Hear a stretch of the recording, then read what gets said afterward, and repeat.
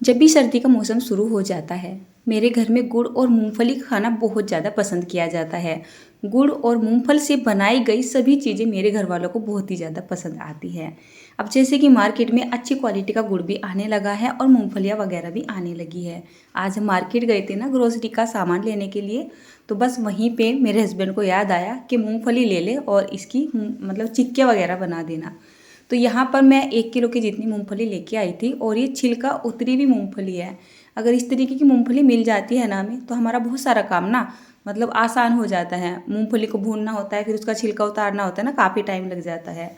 थोड़ा मतलब ज़्यादा फ़र्क नहीं आता है इसके रेट में, कम ही फ़र्क आता है, 10 रुपये का फ़र्क होता होगा। तो इस तरीके से आप छिलका उतरी हुई मूंगफली लेके आ जाओ। ये वैसे तो भुनी हुई मूंगफली है, बट मुझे ऐसा लग रहा था कि जैसे इनमें हल्की सी सीलन हो।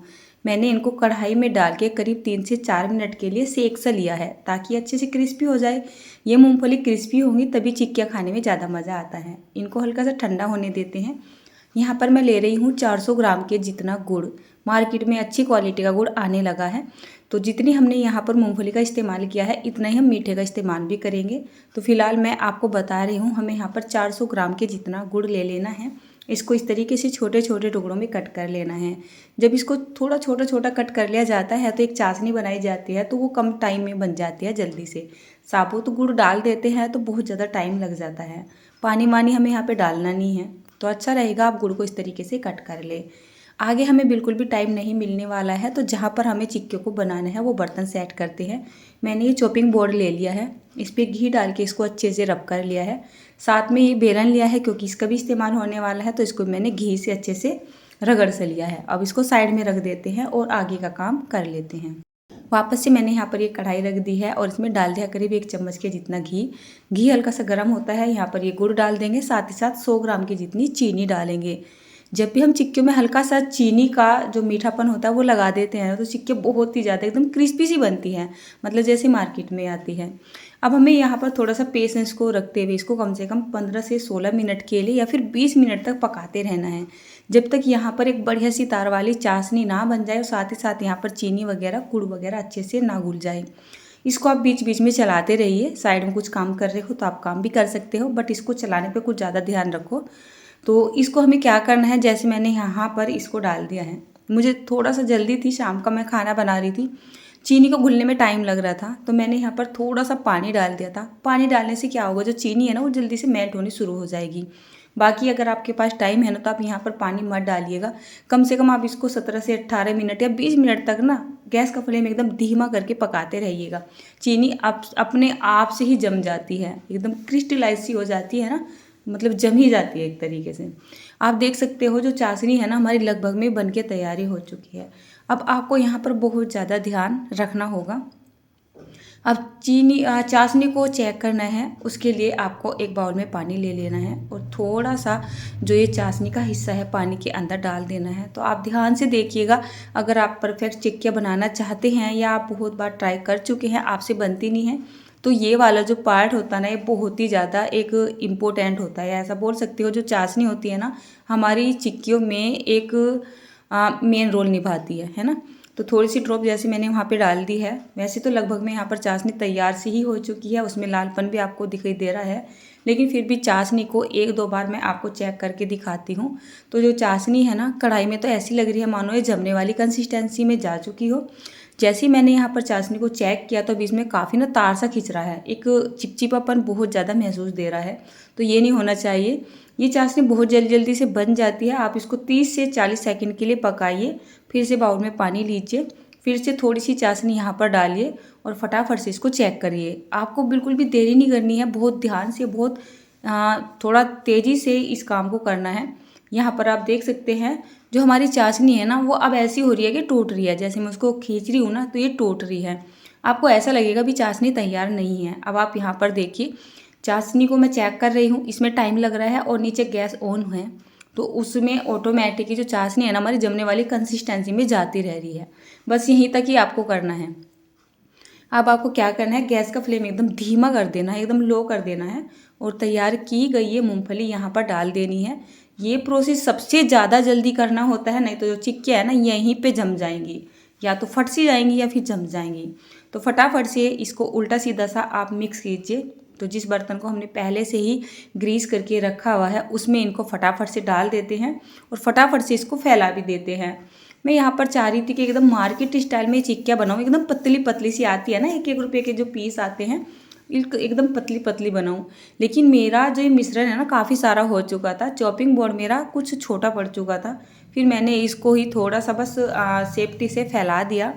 अब आपको क्या करना है, इसको ठंडा होने का इंतज़ार नहीं करना है, आपको करना है कि इसमें कट लगा देने हैं। आपको ऐसा लगेगा कि अभी बहुत ज़्यादा गर्म है, बहुत ज़्यादा पतला है, अगर आप यहीं पे इसमें अच्छे से कट लगा लोगे तो आपकी चिक्कियों का जो मतलब कट वाला हिस्सा होता है, जो पीस है ना, एकदम बढ़िया परफेक्ट निकलेंगे। अगर आपने इसको ठंडा होने दिया तो आप शायद इसमें कट नहीं लगा पाओगे, फिर आपको ये तोड़ के खाना पड़ेगा। तो आप इसमें हल्के हल्के से कट लगा लीजिए। एक कट लगा रहे हैं तो उस पर 2 बार चाकू घुमा दीजिए हल्के हल्के हाथों से। चाकू को खींचना नहीं है, थोड़ा सा प्यार से, थोड़ा सा सेफ्टी से, थोड़ा सा हल्के हल्के हाथों से चाकू को चलाना है। देखिए जैसे मैं चला रही हूँ। तो जब ये बहुत ज़्यादा गर्म रहेगा तो ऑटोमेटिक ही खिलेगा भी, आपको ऐसा लगेगा हमारी चिक्कियाँ जमेगी नहीं। बस आप इसमें ट्रिक लगा के कट लगा दीजिए और इसके बाद आप इसको कम से कम 1 घंटे के लिए छोड़ दीजिए, 1 से 1.5 घंटे के लिए छोड़ दीजिए ताकि अच्छे से जम सके। जब भी कोई रेसिपी बनाते हैं और काफ़ी दिनों में ट्राई करते हैं और उसमें हम सक्सेसफुल हो जाते हैं तो बड़ी खुशी सी होती है। इन रेसिपी को, मतलब ये जो चिक्कियाँ है ना, मैं हर सर्दियों में बनाती हूँ, कम से कम इनको मैं 7 से 8 बार बना चुकी हूँ। उसके बाद मैं आपको दिखा रही हूँ कढ़ाई का हाल। अगर आप इनको नॉनस्टिक की कढ़ाई में बनाओगे, नॉनस्टिक के बर्तन में बनाओगे तो आपको कोई परेशानी नहीं होगी। लेकिन मैं नॉनस्टिक के बर्तन में कोई भी चीज़ बनाती नहीं हूँ, तो मैं सिंपली इसी कढ़ाई में बना लेती हूँ, तो थोड़ा बहुत तो चिपक ही जाता है। इसमें मैंने पानी डाल दिया है ताकि कढ़ाई अच्छे से साफ़ हो सके। बाद में मुझे कमेंट आ सकते हैं कि दीदी इसको अगर हम एकदम गुड़ से बनाए तो टेक्सचर कैसा रहेगा और क्या बन पाएंगी। तो ये डिपेंड कर जाता है कि आपका गुड़ कैसी क्वालिटी का है। अगर आप इसको प्योर गुड़ में बनाओगे, ये मैंने प्योर गुड़ की बना के देखी थी, कैमरे में क्लिप शूट नहीं की थी, मैंने सोचा इनको भी बना के देखती हूँ ताकि आपको सही तरीके से बता सकूँ। दोनों के कलर में बहुत फ़र्क आ जाएगा।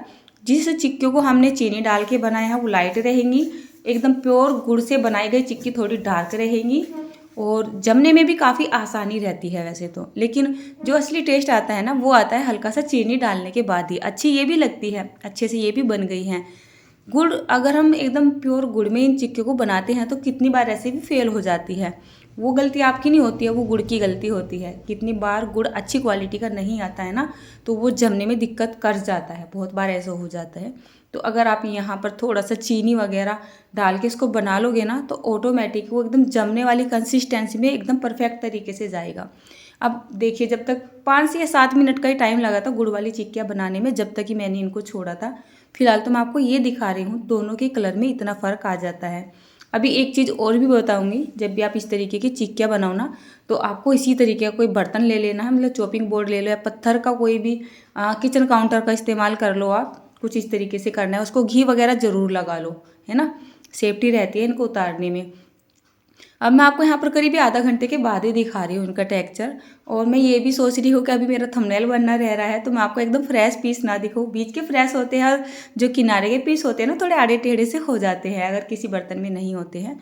तो मेन जो पार्ट होता है ना ये होता है चिक्की का। जैसे मैंने आपको तोड़ के दिखाई ना, तो आपको इसमें चिपचिपाहट महसूस दे रहा होगा ना, ये बहुत ज़्यादा हार्ड सी महसूस दे रही होंगी। और देखिए मैंने इसको ऐसे ही उंगलियों के बीच में दबा के जैसे ही तोड़ा तो बहुत ही आसानी से टूट गए। इसका मतलब ये है कि इनको बुजुर्ग आदमी भी खा सकते हैं, लेकिन थोड़े बहुत दांत जरूर से होने चाहिए मुँह में।